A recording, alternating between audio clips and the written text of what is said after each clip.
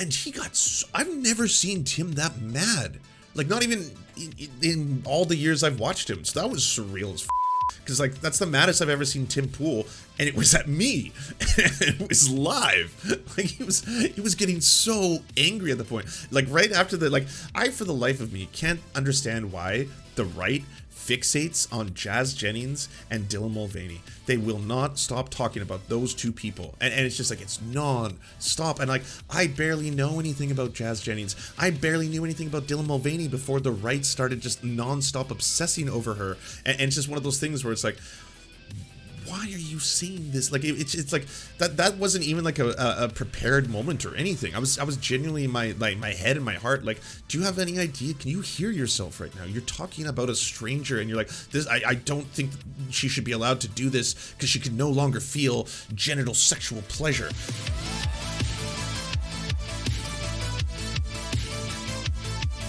Did you hit the skate park at the Beanie compound? They showed me everything, and it is honestly just kind of jaw-dropping, the scale of it. Like, you've seen the footage, but once you're actually inside that underground half pipe that they've built, I'm just like, it is pretty nuts to see. I've never seen that before. I've never seen, like, deep underground someone having something of that size. And that's one of, like, 3 skate parks. That's the underground skate park. There's another skate park outside in this, like, kind of like, not a shed, but like a, you know, an additional home or whatever.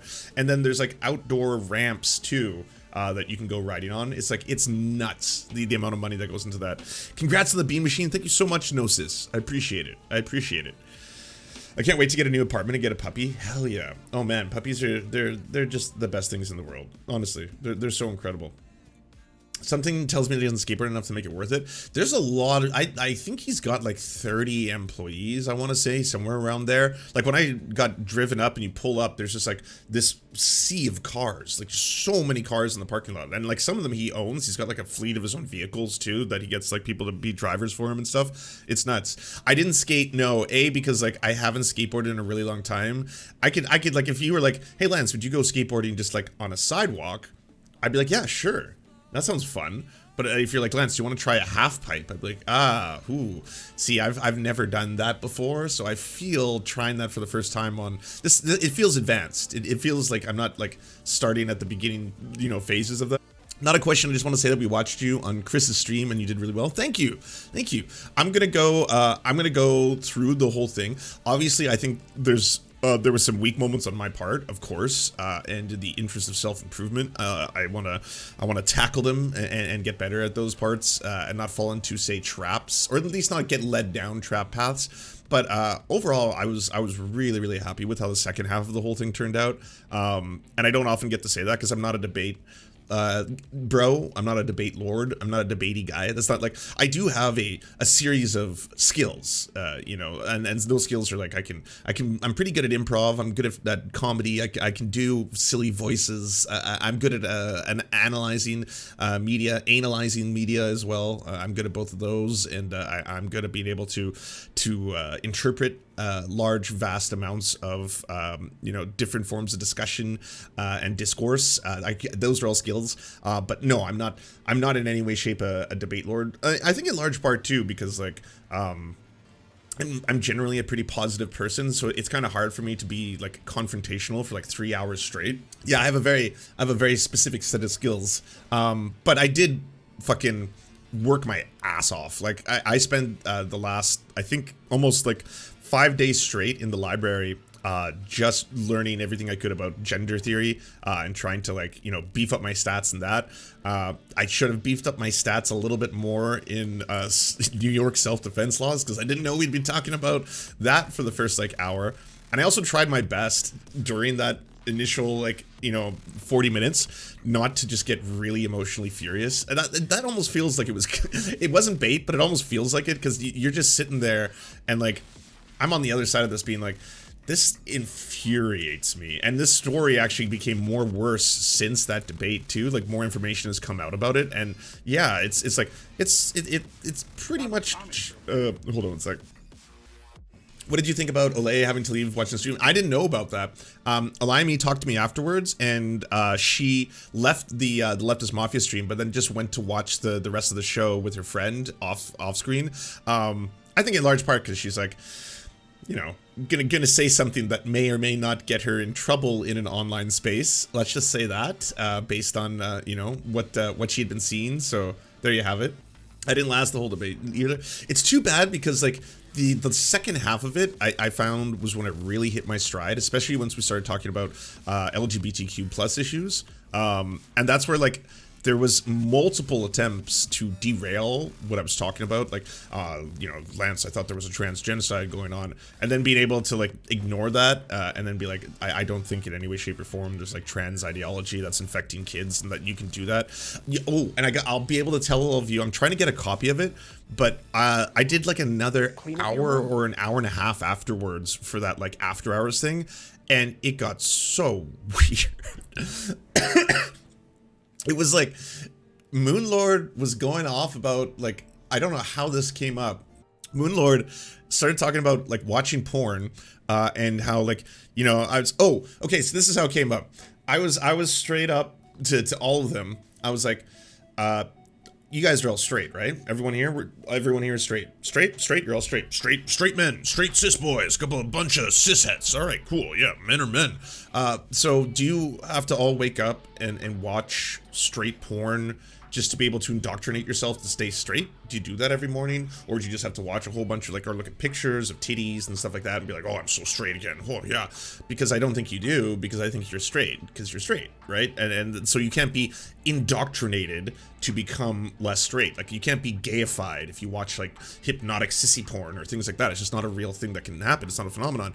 And then Moonlord out of nowhere is like, I don't know, because, like, I was looking at porn this one time, and then, like, a pop-up came up for this, like, kind of like trans porn, and then I found myself watching, you know, like trans porn, and I was definitely kind of, you know, it had a weird effect on me, and like talking about that, and that's where that other clip comes from, that other viral clip where they were starting to call him gay for that, and then so immediately I was like, no, I was like, dude, that doesn't make you gay. If you're attracted to women, you're attracted to trans women as well, that you're still straight. You're a heterosexual who is attracted to women, and it's the feminine presentation, I'm guessing, of their gender expression, that's what you're attracted to. And it's like, yeah, but like, if you suck a trans woman's dick, like, you're gay, right? I was like, no, you're not gay. He's like, no, that's pretty gay, bro. Yeah, that's super gay. Yeah, you're really gay. And it's like, oh wow, that after hour show, it was weird.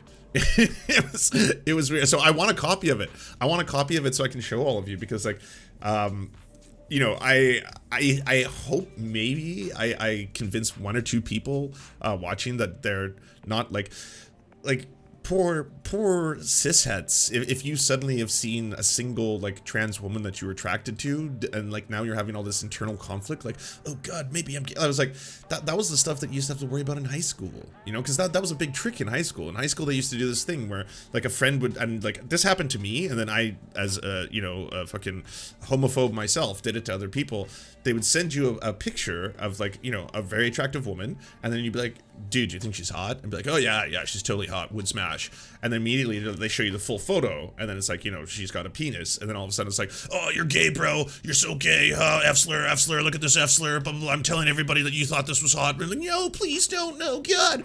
And then you do it to someone else, then I would send it to a different friend and do the same trick, right? That's where the whole, like, I guess, traps concept comes from. So, you know, 2023, year of Luigi. I'm hoping that a couple cisheads who are deeply troubled or confused by them, by their own feelings or emotions. That's what I was trying to be like. You're okay, like Moonlord. You're totally straight. This doesn't take away from your straightness. You know, you didn't change or anything like that. Did you smoke weed with Moonlord? No. They are dry as fuck. That, like, I just mean it's like a sober house. Like, no one there drinks.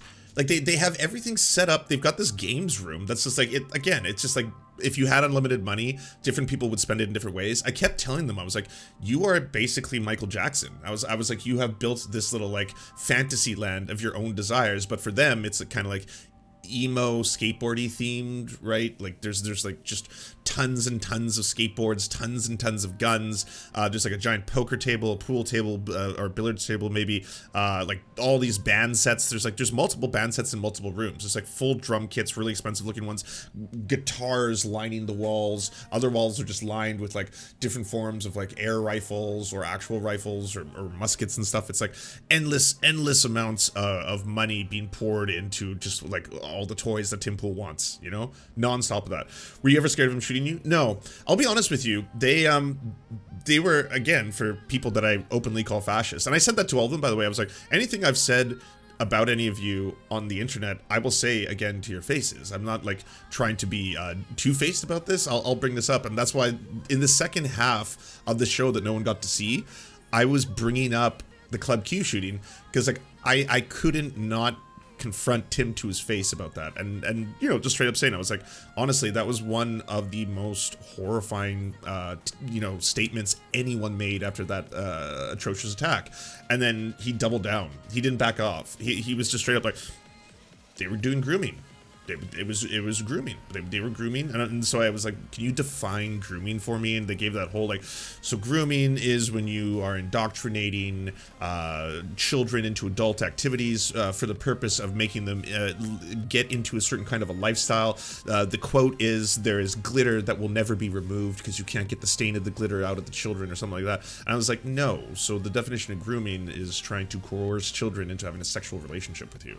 That's grooming, and that's never happened at Club Q. I was like, I did research on this. Club Q was doing drag queen story hours for years. They had family friendly events on Sundays for years before any of this happened. This wasn't like, oh, they did this and then all of a sudden there's this like horrifying attack happen. And I was like, and this was a hate crime of the highest order. The individual who committed this atrocious act had rainbow colored targets that you know, he was shooting.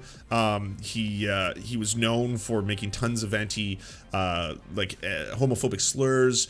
His father, when his father found out that he had committed that horrifying act, he didn't care about the murder at first. It was like, oh, but he wasn't gay, right? Like, oh, see, yeah, that would have been a really big thing if he was gay. We don't do gay in this house. And ran a neo-Nazi website. I mean, I don't know how much more evidence you need that this motherfucker hated queer folk, and that's why he went to kill them. He cased the joint multiple times. There's like video footage of him going in and out of that place multiple times before the whole violence took place. It was like, this could not be more cut and dry. But yeah, Tim never backed down from any of it, and kept showing me like pictures of like different you know, drag queen events where there's kids and it looks like they're doing stripping and stuff, and you know, they're like, it's not gonna look itself and stuff. And like every time he was showing me a picture, I was like, I'm not here to defend these individual like cases that you found, like these anecdotes once again, right? I'm saying, broadly speaking, is there any data on children getting sexually abused at drag queen story hour events? And if there is, how frequently is that happening in proportion to other settings where children are allowed to be? And if it is happening disproportionately, then you can make a case that this is something that's dangerous to children. But I can't find any data on that. I can't, like, I was Googling it because I wanted to be prepared, because I thought that would just come back and like hit me in the face. If he's like, well, here you go, Lance, 275 cases over the last 6 years of children getting sexually molested. No. There's no data on an overwhelming danger present to children by going to drag queen story hours. There's unbelievable amounts of data of children getting sexually abused by the Catholic Church, getting sexually abused by Boy Scouts. Like, then we're talking tens of thousands of cases in both instances. Not with the queers, though. It's just not a thing, you know? So unfortunately, yeah, I did say that to Tim Pool's face. He never backed down off the whole Club Q shit, which sucks, you know? I said, like, in an almost sad way, I was just like, shame on you. Like, genuinely shame on you then. Because, like, that's really fucked up.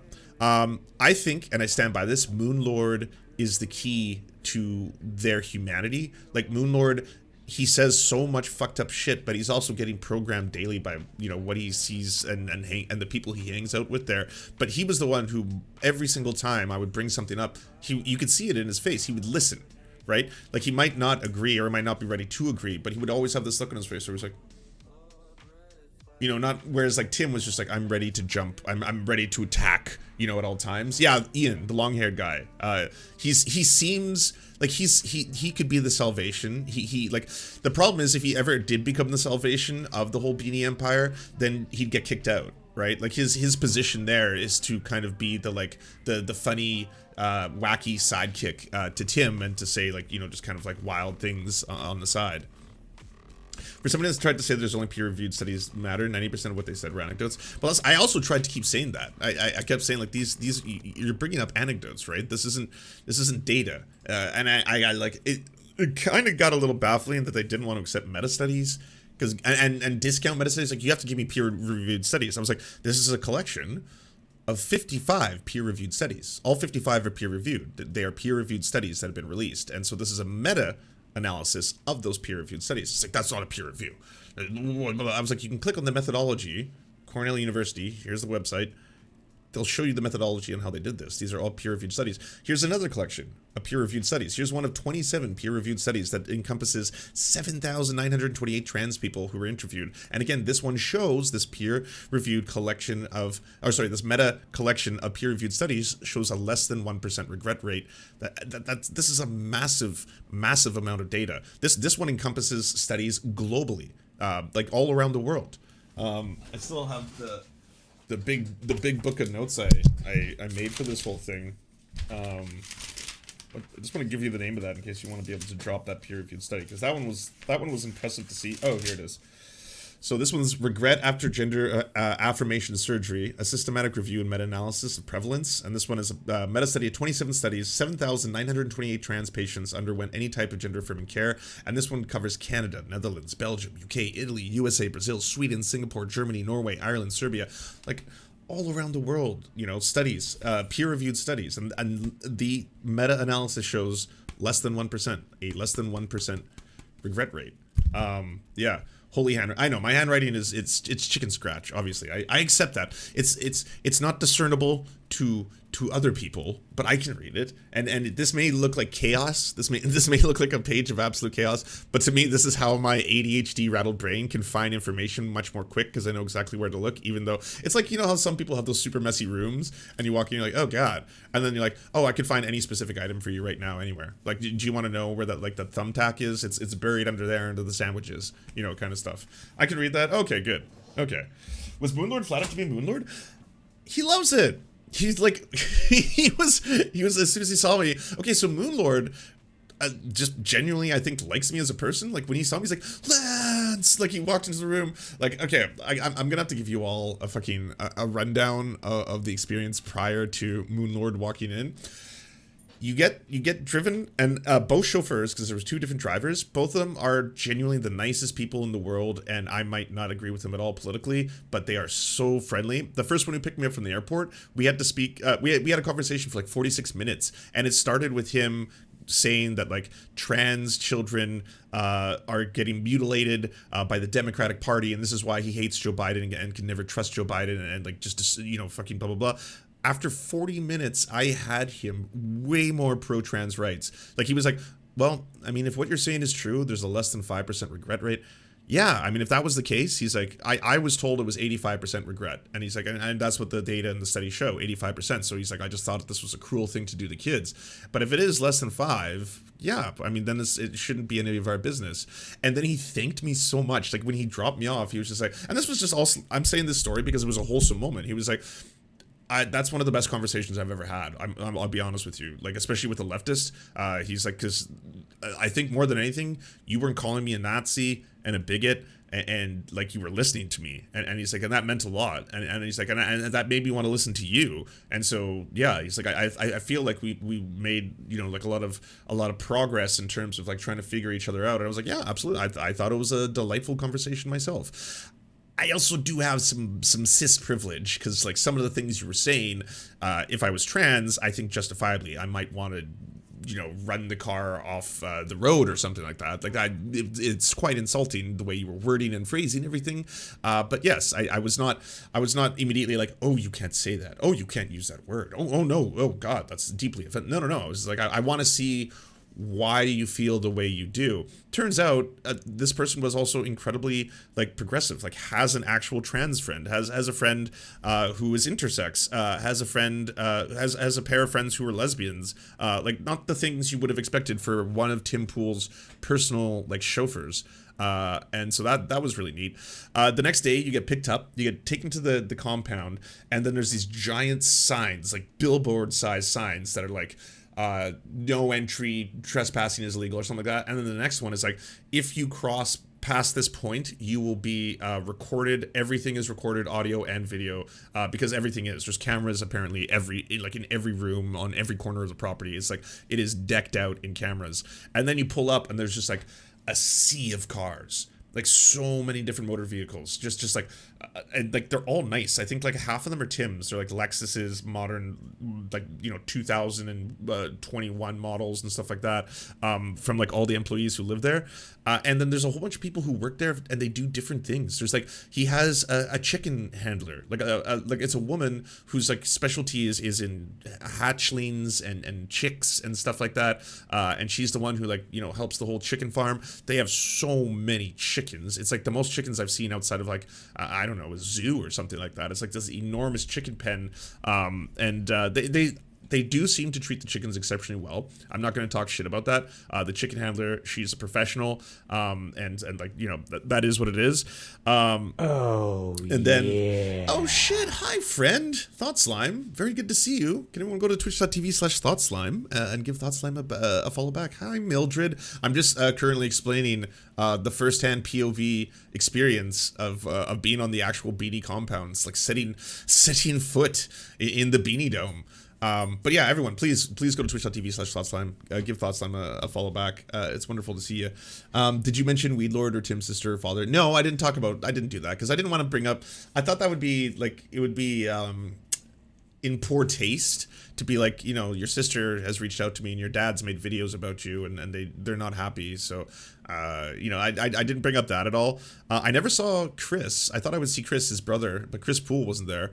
And then once you get inside, they immediately tell you like, hey, we're going to start filming you. We're doing the back, like, the castle show and the green room show. So we're going to be doing that now. So for the first hour, they were giving me like a tour. They take you downstairs and that's where like, underground, it's like a warehouse sized half pipe. It's like, it is like just dauntingly monstrous how big that underground half pipe is. Like I have no idea how much it would have cost to build that.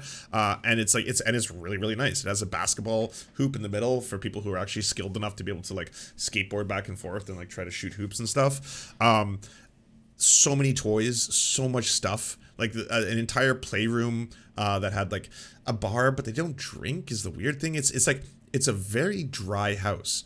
They have like they have energy drinks. They have water, Evian, like treats and candy. Like it's just like anything you would want in terms of what I guess Tim Pool likes. You can get on demand, but not like beers or wine or anything like that. Which was too bad because when they were like, "Can we get you something? Do you want like a sparkling water or an energy drink?" First thing I was like, because I was nervous, I was like, "Oh, like maybe a Bud Light." I said half jokingly, hoping that they would just offer me like an actual good beer. But he's like, "Oh no, we don't have beers," and I was like, "Oh okay."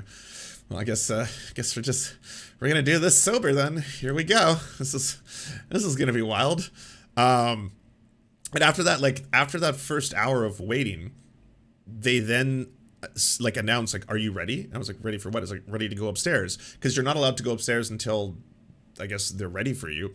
You go past and you walk up these stairs and you go past a wall of hand-drawn cartoon caricatures of every guest they've ever had.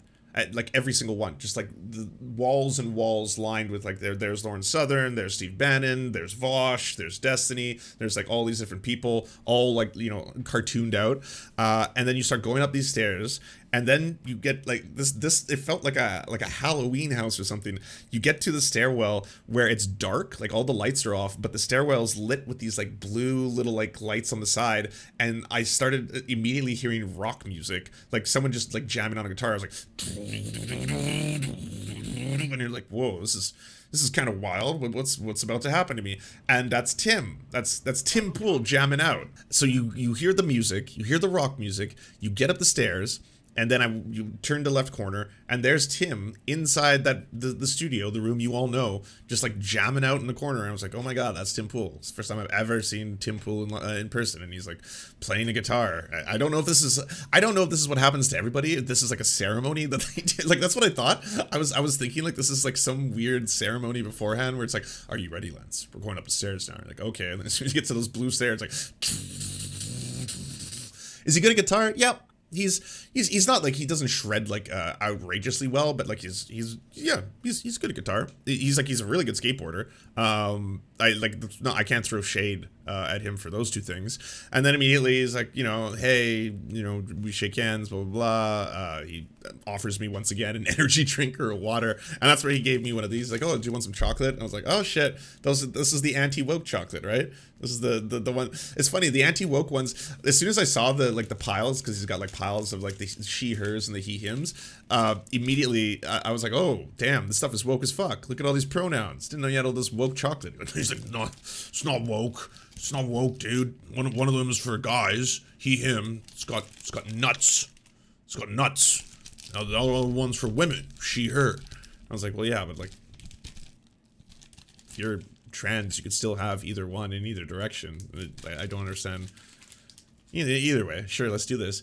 You sit down, and then in comes Moonlord. Moonlord comes in and immediately is like, Lance, oh, it's so good to meet you. Like, wanted a hug and everything. He's like, if it wasn't, like, it sucks that, like, they put out so much evil, vile shit. Because, like, he's, like, honestly, as a person, Moonlord is absolutely delightful. He just seems like a super, like, you would otherwise be a very, very friendly, amazing person if you weren't just indoctrinated every day by this kind of, like, echo chamber that they have over there, And then in came Freedom Tunes. And I was like, I wasn't expecting to meet Freedom Tunes. Freedom Tunes is like that right-wing like YouTube channel. The guy is Seamus. He was the other dude who was there for the whole event. And he's also, again, they're all very friendly. Like, and so is their producer. They're all very, very like friendly to you. I mean, Tim was kind of less friendly by the end of it. He seemed kind of really pissed off. The seniors described sounds so surreal, brother. Oh, it was. I was in the weirdest headspace right before that, and you go from like meeting everybody to like doing this show like this. Like all of a sudden, I'm like sitting down, and then he's like, "All right, so Lance, make a face because that's gonna be used in the thumbnail." And I was like, He's like, "Yeah, make a face," and that's why I was like.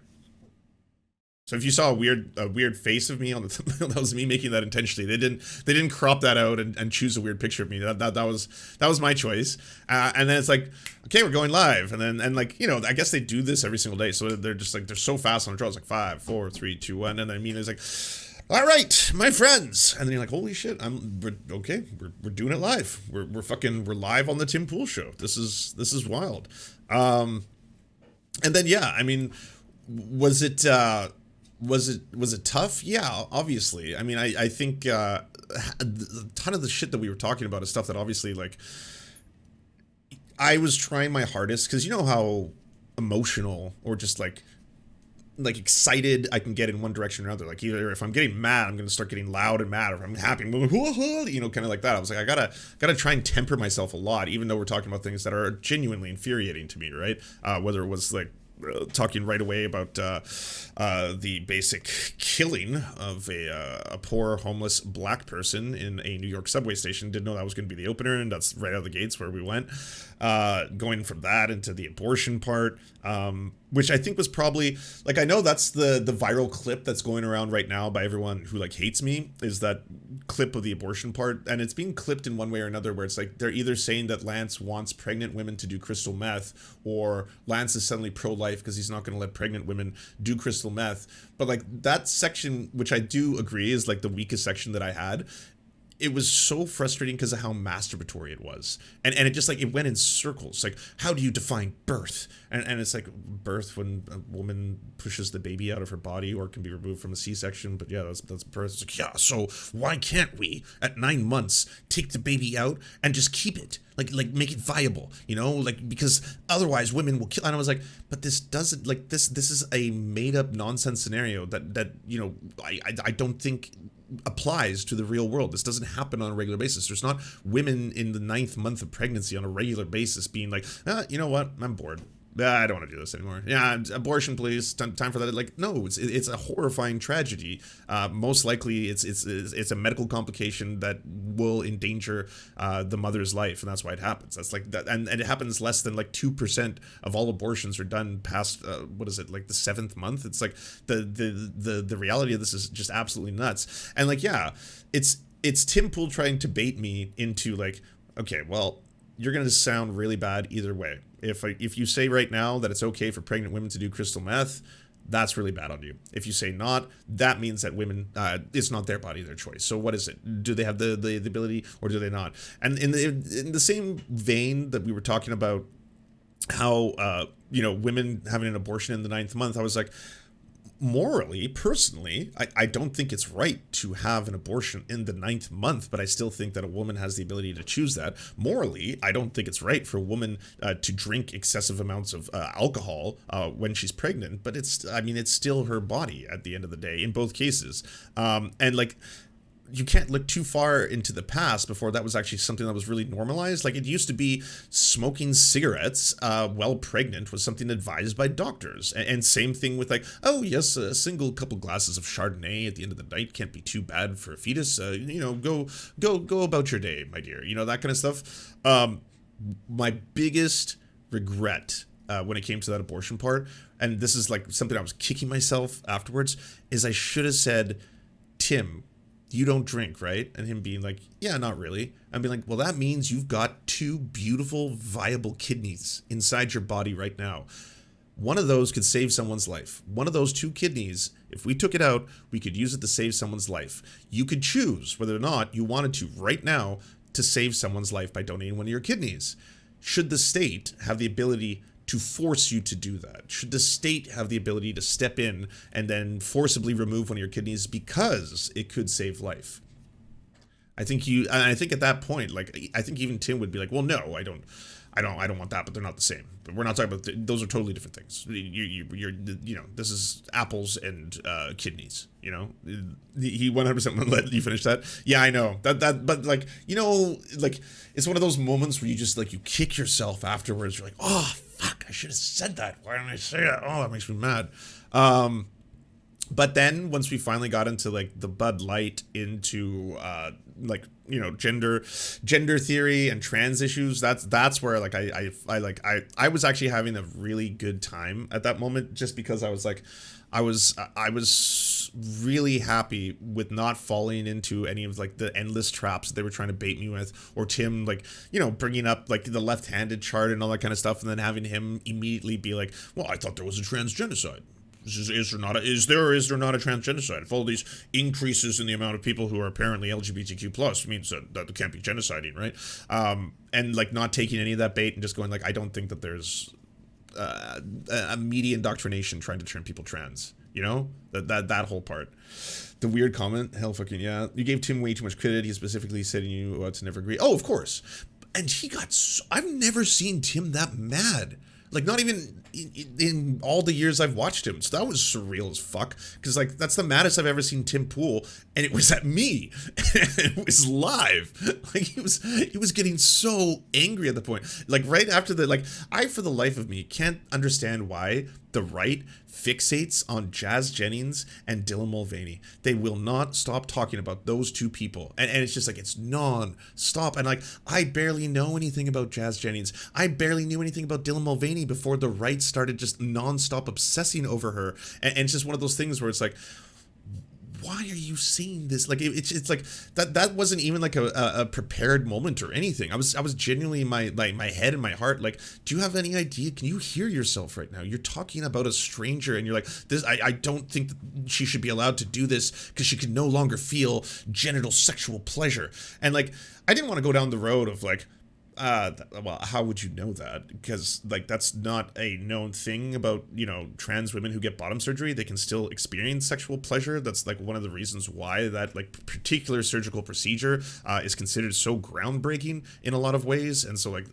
but like, where does this go? Then I'm just being baited into like going to that level where we're just like debating whether or not like someone can like have orgasms or come. Like that's like, it's just so weird. Once you get to that point where it's like, that shouldn't be a factor in whether or not you think someone should have healthcare, right? Like someone should still have access to healthcare even if you don't think they're getting enough sexual pleasure, or even if you think it's changing the kind of sexual pleasure they get. That's none of my business. Like I that's not my partner.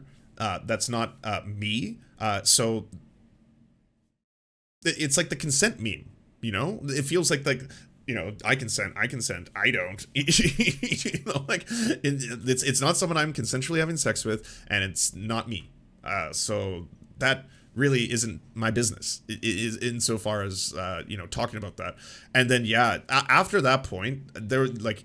Like I said, I've never seen him that angry. He was legitimate, like saying that I was like, trying to do an appeal to emotion, and like I was like, no, this is just an observation. This is not even a fucking a debate tactic or me trying to make an argument. I'm just like, that's weird. That's fucking weird. And it's like, it's not just him. It's like all of the right who do that, where like they'll talk endlessly about strangers' genitals and fixate on them, and like, outside of wanting to understand the medical procedures that take place, that's totally normal.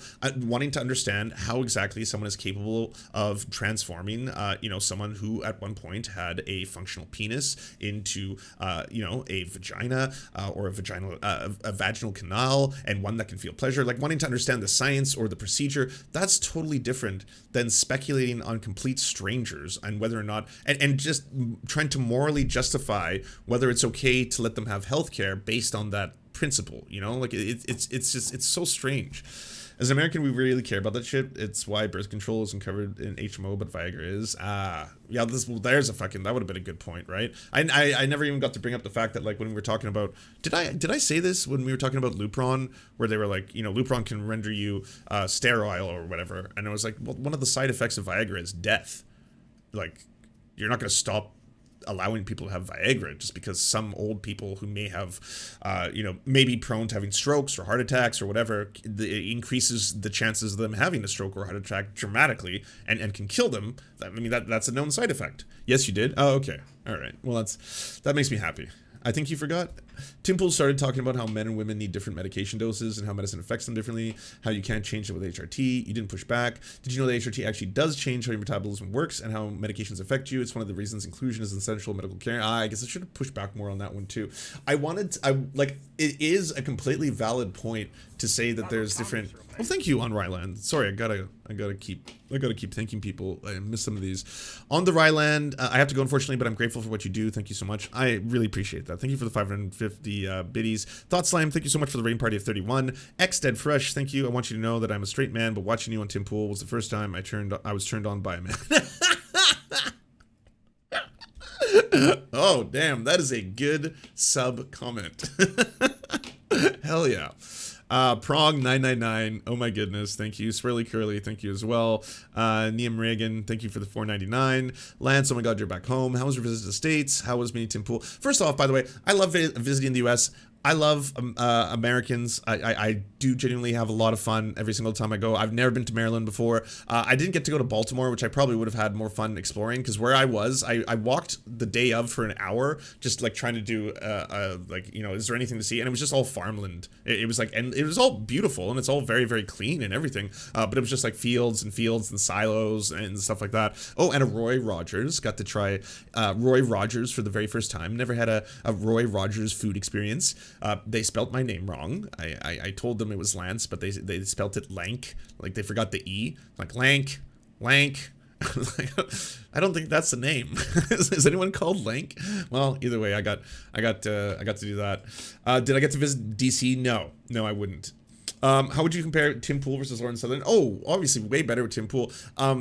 You can see, so after that debate, Kyle uploaded the video, and the same thing happened in both cases. After the Lauren Southern debate, Kyle uploaded the video, and then right away, Destiny did his "I'm now going to rip Lance a new asshole" thing, and then right after he did that, they flooded my YouTube, and the downvotes just went like wild. Same thing happened this time. There was Destiny did his whole "I'm gonna rip Lance a new asshole" part 2, and how bad he did on Tim Pool, and it did not have anywhere near that effect. In fact, the response is overwhelmingly positive from this one. So that one makes me really happy, because it's something that I've said this before.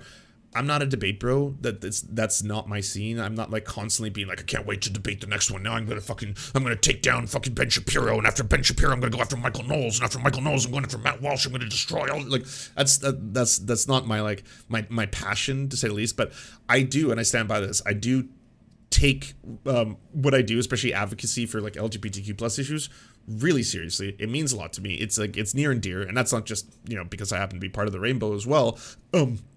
Because like the stakes are really high, and advocacy for a lot of this stuff is really important. And so being able to speak about a lot of these issues publicly, especially in enemy territory, is something that I think is important, even if it's not fun. Like it was scary as fuck. Like, don't get me wrong. Like the whole lead up, the whole process, the whole like they make you wait, and then you gotta you go up this like gauntlet of like first all the other people who Tim Pool's ever had on the show, and then the blue lit like stairwell into darkness where the guitar plays, and then it was a 3-on-1 for almost 4 hours if you include the second half of it, right? In the second half, it was actually way more like 3-on-1. Matthew, thank you. Dix bi, spindix trans, spindix pride, spindix social, spindix lesbian, spin cozy woke actor stank, cozy woke actor stank, cozy woke actor stank, cozy. Okay, so first part. Thank you so much as well. Can I say a big thank you to Leftward Ho? Thank you for resubscribing. Lance has become the Beanie Baby. No, don't worry. I'm taking this off soon. It's not comfortable. Again, I don't know how one could wear this all the time. Your comment section did include a lot of people who are willing to have a discussion, but did not seem to have any familiarity with what leftists are about. So even if I think people were won over by it, it's objectively good. Again, on the Ryland, thank you so much, and thank you so much for the 5 gifted subs. That's like unbelievably generous of you. Let me just make sure I'm thinking the right person. Why is it not updating? I don't know why my Twitch Streamlabs thing is like totally glitching right now. Either way, Matthew Tahu, thank you so much for the 5 gifted subs. 5 of you just got a sub from Matthew Tahu. So Dick's wide spin and all that other stuff. But yeah, sorry. My other point about that and how you feel after. Oh god damn! Wow, y'all are unbelievably generous right now. Hyphenate, thank you so much for the 10 gifted subs. That's fucking I am very moved by every fucking single one of you. That's very, very nice of you all. Thank you. That's unreal. Hey, everyone who just got a free sub from Matthew Tahu, maybe from Cakesicus, maybe from Tigwick, or maybe from Hyphenate. One of you most likely got a free sub. So thank those people. That's really nice. Clean up your room. There's a lot of Subway ads for all these big fancy sandwiches. Like there's anything I ordered besides a small vegetable and cheese, a small veggie burger. What about a veggie delight? It's nice to see you back safe. Thanks. It's nice to be back safe. And by the way, I'll reiterate this. I never in any point thought I was ever in physical danger. They are genuinely, everyone who works there, especially his like drivers, they're like, both his drivers are unbelievably nice people. I might not agree with them at all politically, but they're incredibly nice people. I mean, on the ride back, I got to learn about the many ways in which the CIA assassinated JFK, and how McDonald's works directly with the medical industry and bribes doctors, so that there's this cyclical feedback loop where McDonald's gets you sick and gives you diabetes, and then the doctors get to treat your diabetes and perpetually put you on insulin, and how they're connected, that kind of stuff. Like those were kind of the conversations. So what scares you? Cockroaches. Like literal cockroaches. I was in New York once, and in the middle of the night, I went to use the bathroom and turned the light on, and there was a massive one, and a voice came, like a sound came out of my voice I've never made before. I've never heard that sound come out of my body. It was like I can't even do it again. It won't get picked up on the mic. It was too. I hit a Mariah Carey note that I didn't know I would be able to do. Hey, what up, Lost? Everyone go to twitch.tv/Lost, SIOUX. Good to see you, friend.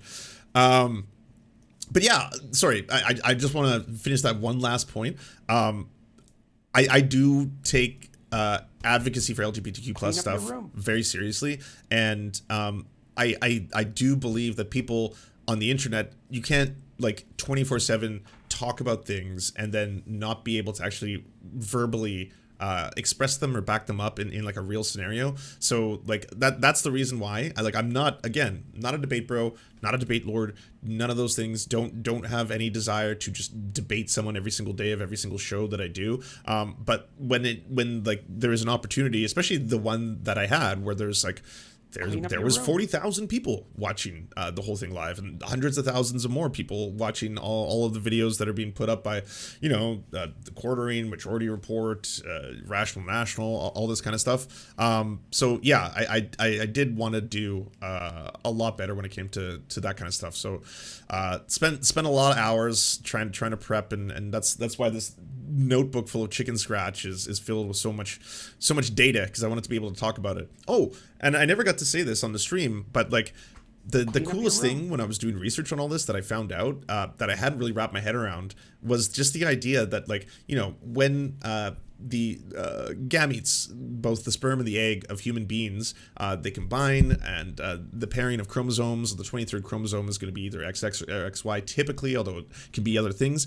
Just the idea that we all start out as the exact same template is really, really fascinating to me. Like, we all have the ability to become more of what is usually defined as a man, or more of what is usually defined as a woman, in either direction. And there's a part in human development at the 6th week where a fetus has a part called the gonadal ridge, and that can develop either into testicles or ovaries. And once it develops into testicles or ovaries, then if it develops into testicles, there is even more release of testosterone. Like, the entire development of a human being is basically this tug of war between different combinations of gene expression, trying to express themselves, as well as hormones. But the old way of thinking that, like, was how I was raised when I was in school and everything, about how the 23rd chromosome is going to determine whether or not you are a man or a woman, is false. It's completely false. There's other combinations that we're now aware of. There's XXX, XXY, simply X, simply Y. You can be XY, and you can have XY chromosomes, and just like Matt Walsh is always saying, like, oh, what if they dig up your bones? What's in the bones? They'll see man DNA. So yeah, on paper, someone would appear to be what we would normally define as a man, but because you have a specific condition, it suppresses the release of testosterone, which then will have you develop like a woman in almost every way, shape, and form. That's what that South African beauty queen, she has that specific condition where if you were to look at her chromosomes, or her genetics, as she said, it would be the genetics of a man. But she is not, both, physically and also in the way that people perceive her. And that's like, that's all so fascinating. To me, that was actually a pleasure to learn and to find out, because it was like it's just all so neat, and it gets even more neat when you think about how hormones work. Like the Endocrine Society has a whole bunch of really good information about this. Endocrinology is basically the study of hormones and the release of hormones in the body and how they affect the body and all that kind of stuff. Oh, sorry, Chico wants to sleep, and I'm not letting him. Okay, one sec. Give me one quick second. I'm gonna let him out. Oh yeah, sorry, last thing I want to say on hormones. Finding this part out, also kind of mind-blowing. Some of it I already knew and assumed, but like, so to be able to determine whether or not a human is either a man or a woman, you can't look at chromosomes alone, because that's not going to tell you the complete story. You can't look at hormones by themselves as well, but it's very, very interesting that if you start to give a human being hormones, we can actually change the way a lot of the physical attributes of our body work. And so that's why if you take testosterone, and you're Joe Rogan, for example, because he's getting older and he wants to feel and recover quicker from workouts, from fights, from binge drinking, whatever, that's why he'll supplement himself and take HRT. He takes testosterone supplements in order to, again, because your body starts to produce less of it as you grow older. The problem being, if you're a man and you take testosterone, your body also produces less of it, and it becomes more dependent on supplements, so that can be a rabbit hole in and of itself. But you can hack your own body by giving yourself hormone therapy, and it starts to change aspects of your physical traits, your phenotypes. That's why you will start to develop breasts. The redistribution of fat in your body is going to suddenly start to change based on the release of these hormones. And that's like, men who are bald, who are, begin to transition and become trans women, they begin to grow hair again. Like, it's just such a fascinating thing that we can do this now. We have the ability, and in one direction, it's totally not seen as something bad, and in the other direction, it's something that requires extensive consultations with psychiatrists and psychologists and all this kind of stuff to gatekeep the entire process. But like, Cis people do gender affirming care too. It's just not like it's just based on how much money you have, right? If you're a cis person and you're like, I want to get breast implants because I want to appear more sexually attractive and more feminine by getting breast implants as a woman, or you're a guy and you're like, I've been going bald, so I want to get hair implants. You don't have to get a psychological assessment for that, right? You don't have to go to a psychiatrist for years to be able to convince them that this is in fact something that's going to help. You just need the money. It's how much money do you have and whether or not it's going to be ethically available for you for a doctor to perform that. But that's it. That's why, like, I think it's on one hand incredibly important to understand why the DSM-5 characterizes trans people and gender dysphoria the way it does in order to be able to get them access to healthcare. Because again, if I said that the two things were almost comparable, that could jeopardize you having access in, say, Canada under the public healthcare system to be able to have gender affirming care, hormone therapy and stuff like that if it was suddenly deemed cosmetic, because that's what it's called in the opposite direction, right? So it is important to recognize that gender dysphoria can cause enough trauma and anxiety to an individual that they do require it as a form of a medical treatment. That is true. But that's not to say that cis people don't also experience their own forms of either dysphoria or that they want to have gender affirming care to, again, affirm their gender, to feel more confident as they go out, you know? According to Tim, wearing a beanie is a male presenting trait. Ideally, in the future, gender affirming care should be available to everyone. I agree. That would be the ideal scenario. We're just in this really kind of like precarious moment in history where it's so controversial. It's become such a big hot topic of debate. But it's also like, it's wild when you look at the numbers. The right are willing to go to such lengths to vilify trans people when the number of like teenagers who actually receive things like mastectomies or double mastectomies, it's about 300 a year. And then when you look up the number of teenagers who get breast implants, that's in the thousands. It's something like 3,800, under the age of 18, breast augmentation surgeries take place. Not to mention, cosmetic surgery done to teenagers, almost 250,000 a year. Like a huge numbers. We're talking nose jobs, facial reconstructive surgery, skin grafts, stuff like that. Again, gender affirming care of a certain kind, but no one bats an eye. There is no campaign by the right to stop every form of cosmetic surgery or any of that kind of shit. No one thinks about it. There's no protests on the streets. It's the same thing with like circumcision. Like almost over half of all American boys are circumcised. And I'm going to assume Canada has comparable numbers right now. Last time I checked, it was around the same thing. But there is no discussion about that. There's no discussion about, well, we have to stop this. This is genital mutilation or anything like that. It's never even brought up. And yet they'll say things like, well, you're making people, you're mutilating children's genitals. And it's like, until the age of 10, maybe 11, sometimes the average age, I believe, is around 14 to 16 years old. There is no hormone therapy, puberty blockers, surgery of any kind. Gender affirming care is just affirming the kid's gender. Just being like, oh, okay, so she uses she, her pronouns. That's what we got to do. Okay. Honestly, it's the same way I've been using pronouns my entire life. This one's not hard. Sure. Yeah. Okay. Yeah, I can do that. Maybe allowing them to grow their hair out, allow them to choose their own gender presentation, stuff like that. And the data speaks for itself. It is like, it's just overwhelming. It was like study after study after study that I looked at when it came to this showed remarkable effects on children who receive gender affirming care. If a parent affirms a child's gender in one study, the rate of suicidality goes down by 93%. I was like, just hearing that alone, unless you're like callous and cruel and you want to have kids suffer, I don't see why you wouldn't hear that kind of information, or if you learn that kind of information, not be like, wow. In another study I looked at, if you allow children to have gender affirming care, especially at a young age, their rates of psychological distress become equal, if not better, to cis kids. Clean up your room. Again, it's one of those like, wow, that's incredible. Not only do we have the ability to do this, but we have the science and the technology to make that possible. That's a beautiful thing. I would assume that like once you understand that, once you hear that, unless again you want to have human suffering, you want children to suffer or potentially die, this should be something that changes your mind, or at least make you go like, Oh, okay. You know, I didn't know. Shit, last year, my daughter's changed her name 3 times. I used whatever she last told me. It's that easy. See, that's a good dad. 0-hour hero. Like, what more can you ask for, you know? So, sorry, I've been ranting for a fucking 45 minutes. I'm so happy to be back. So happy to be here with all of you. We're gonna do a show because I gotta catch up on everything. I gotta catch up on the strike protests. I gotta catch up on the Hassan stuff and Adam Conover. I gotta catch up on the Tucker Carlson. We're definitely gonna catch up on Prank Stallone. Holy, like, there was so much shit that went down. That was the shitty thing about this whole thing, is it took so much out of me, not just in like travel time, mental, you know, whatever. But like, I missed so many wild stories. The quartering, battling Matt Walsh over video games, over being a gamer. They're having a fucking full-on war. Like, holy shit, there's been so much stuff, you know? It's outrageous. Yeah. I didn't answer your question before you got distracted. Sorry, what was the question? And this will be the last one, okay?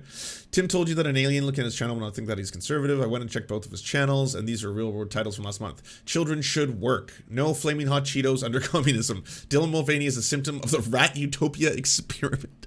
Of the rat utopia what is the rat utopia experiment? Vice, prepare for bankruptcy. Get woke, get broke. Yeah.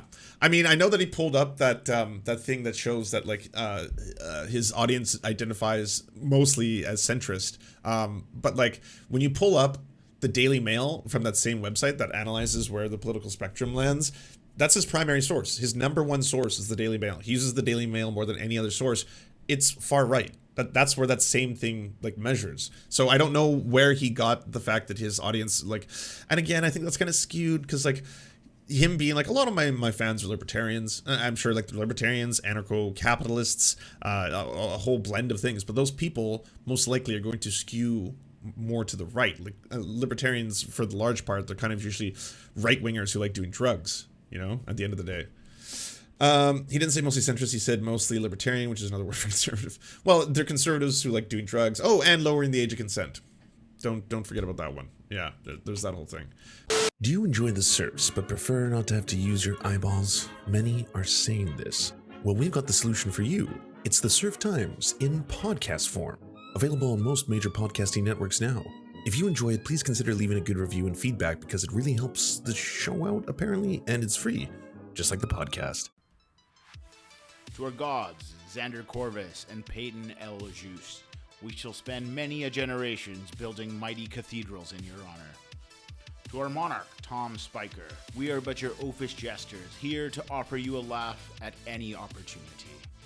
To our brave knights of the Round Table, Rachel K., Izzy Solidarity, Victoria Bell, Sebastian Demmel, Mark Harmon, Benji Arney, Scary Earth Human, Tony, DM Rivera, Resident Scarecrow, Sir Nickus, Cheryl Alvarez, Ruby Kelly, Brandon, Words Greenwood, Everything Important, Hegbert Celine, Matthew Scarborough, Stellar Vision, Ariane McCarthy, Doug Cady, Daniel Sutton, Jenna Tao, Dark Puppy, Quiet One 85, Anna Loves Riley, Omni, Riley and Anna, Poodlehawk, Multimondi, Trevbot EXE, Brian Ephraim, Anthropophojack, Catherine, Ramon Acosta, Nkosin, Ralph Parler, Violent Orchard, Political Puppy, La Media Panza, Todd Buckingham, and Todd La Jeunesse. We salute our valiant heroes off to fight injustice everywhere.